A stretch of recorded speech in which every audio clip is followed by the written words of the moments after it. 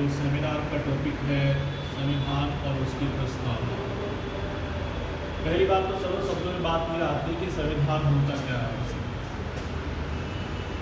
हमको अपना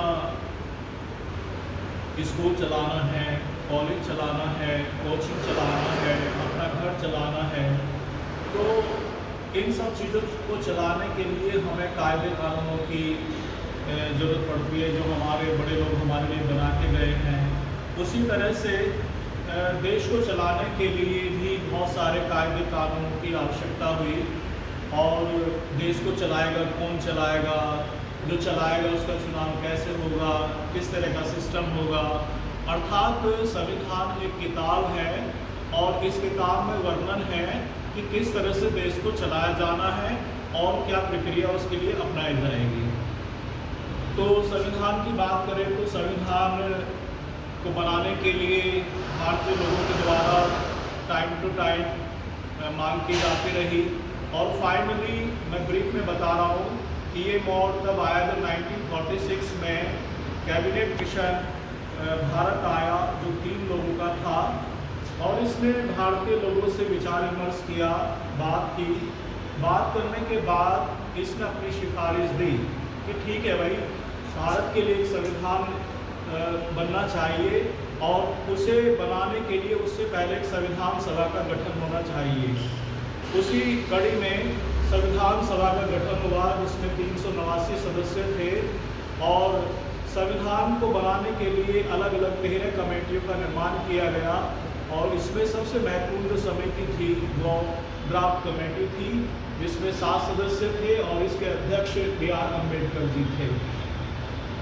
तो वैसे तो भारतीय संविधान की जो प्रकृति है वो एक तरह से लचीली है, ना तो अधिक कठोर है ना अधिक लचीली है, दोनों का मिश्रण है। बात आती है संविधान की प्रस्तावना की। मार्केट में अगर हम कोई किताब खरीदते हैं और सबसे पहले वाला जो पेज होता है उससे प्रस्तावना है, तो उस प्रस्तावना से पढ़ने के बाद हमें आइडिया लग जाता है कि लेखक ने इस किताब को क्यों लिखा है, क्या उसका उद्देश्य है और इन उद्देश्यों की प्राप्ति किस तरह से की जा सकेगी। तो कहने का मतलब यह है कि हम पूरा संविधान ना पढ़ के अगर हम उसकी प्रस्तावना को ही पढ़ लें तो हमें पूरा रिफ्लेक्शन संविधान का मिल जाता है कि आखिर संविधान क्यों लिखा गया है, क्या उसका उद्देश्य है और कैसे उन उद्देश्यों की पूर्ति की जा सकेगी। जैसे कि इसी तरह से जस्टिस पालकी वाला है, वो कह रहे हैं कि भाई जो प्रस्तावना है वो एक तरह से इसका सारांश है संविधान का। संविधान की प्रस्तावना में जो वर्ड्स आए हैं, और कुछ लोग इसको संविधान का अंग मानते, कुछ नहीं मानते, लेकिन इसे संविधान का अंग ही माना जाता है ज़्यादातर। और इसमें जो वर्ड्स आए हैं कि हम भारत के लोगों का मतलब ये है कि भाई जो पावरफुल है, यानी जो संविधान के अंतर्गत जो भी शक्तियाँ हैं उन सब का स्रोत भारत के लोग ही होंगे। यानी भारत के लोग ही डिसाइड करेंगे कि इस देश को कौन चलाएगा, और वही संप्रभु है, यानी प्रभु के समान है, अर्थात जनता ही डिसाइड करेगी।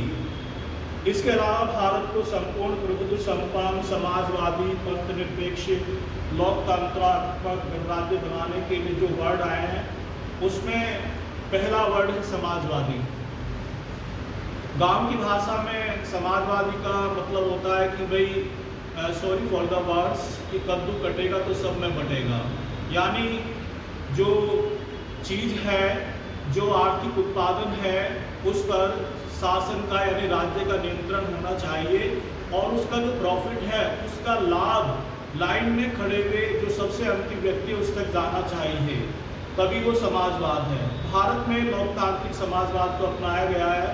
इसका मतलब ये है कि भारत का जो आर्थिक सिस्टम है वह मिश्रित प्रणाली है, जो अर्थव्यवस्था है वो मिश्रित है, यानी सरकार के साथ साथ यहाँ प्राइवेट लोग भी अपने कार्य में लगे हुए हैं और इससे भारतीय अर्थव्यवस्था को मजबूती दे रहे हैं।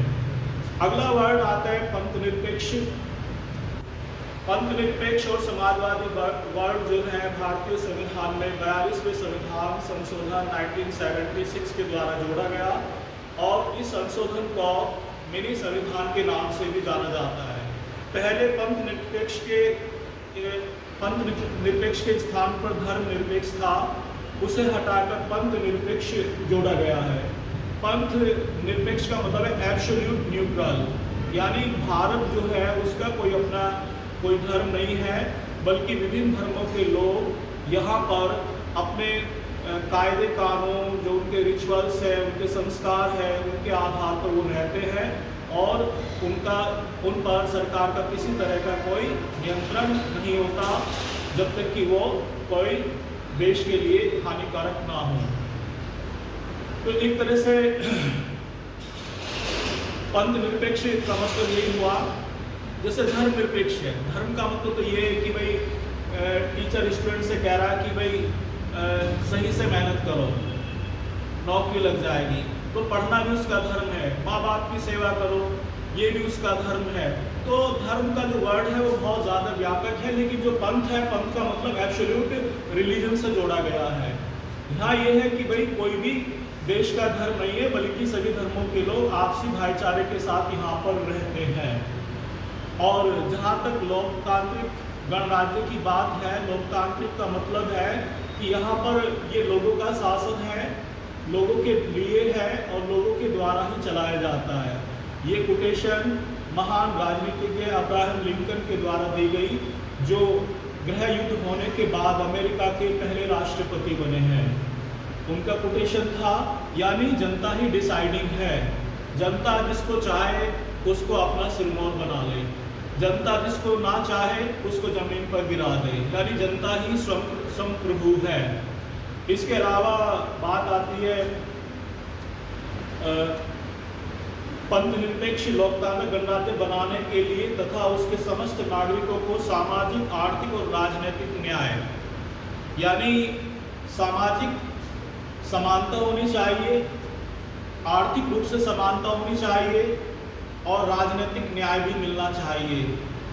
इसके अलावा विचार, अभिव्यक्ति, विश्वास, धर्म और उपासना की स्वतंत्रता, प्रतिष्ठा और अवसर की समानता प्राप्त करने के लिए उन सब में व्यक्ति की गरिमा और राष्ट्र की एकता और अखंडता सुनिश्चित करने वाली बंधुता बढ़ाने के लिए, बंधुता का मतलब है भाईचारा, यानी सभी लोग देश के लिए भाई की तरह कार्य करेगा और देश की एकता और अखंडता और प्रगति में अपना योगदान देगा। इस प्रकार बंधुता बढ़ाने के लिए दृढ़ संकल्प होकर अपनी संविधान सभा में आज तारीख 26 नवंबर 1949 मार्गशीर्ष शुक्ल सप्तमी सवा 2006 विक्रमी को एकीकृत द्वारा इस संविधान को अंगीकृत, अधिनियमित और आत्मार्पित करते हैं। इसका मतलब ये है कि संविधान जब बनकर तैयार हुआ तो संविधान सभा में वो रखा गया और 26 नवंबर 1949 को उसको स्वीकार कर लिया गया। बाद में संविधान सभा ने इसी संविधान को 26 जनवरी 1950 को पूरे देश में लागू कर दिया और लागू होने के बाद भारत एक गणतांत्रिक देश बन गया। गणतांत्रिक का मतलब ये है कि जो भी हेड ऑफ द नेशन होगा, भारत में कोई वंशानुगत शासन नहीं है, बल्कि जो भी देश का राष्ट्र अध्यक्ष होगा, जो भी हेड ऑफ द नेशन होगा, वो जनता के द्वारा चुना जाएगा। वो डायरेक्टली भी हो सकता है और इनडायरेक्टली भी हो सकता है। जैसे भारत है, भारत में जो हेड ऑफ द नेशन है वो राष्ट्रपति है, जो चुने जाते हैं इनडायरेक्टली जनता के द्वारा। और इसलिए यहाँ पर कोई राजशाही नहीं है। और यही संविधान सभा 24 जनवरी 1950 को अंतरकालीन संसद के रूप में परिवर्तित हो गई, यानी बदल गई। और बाद में जो है किसी एक बात आती है कि भाई प्रस्तावना क्यों है, तो प्रस्तावना इसलिए कि भाई हम पूरा संविधान ना पढ़ें, केवल प्रस्तावना ही पढ़ लें तो हमें जो संविधान का सेंट्रल आइडिया है उसका पूरी तरह से आइडिया लग जाएगा कि वास्तव में संविधान क्या है, क्या कहना चाहता है और क्या किस तरह से उसके उद्देश्य को प्राप्त किया जा सकता है। तो यही मेरा आज का टॉपिक में अपना जो मैंने ऑब्जर्व किया है वो अपना विश्लेषण है।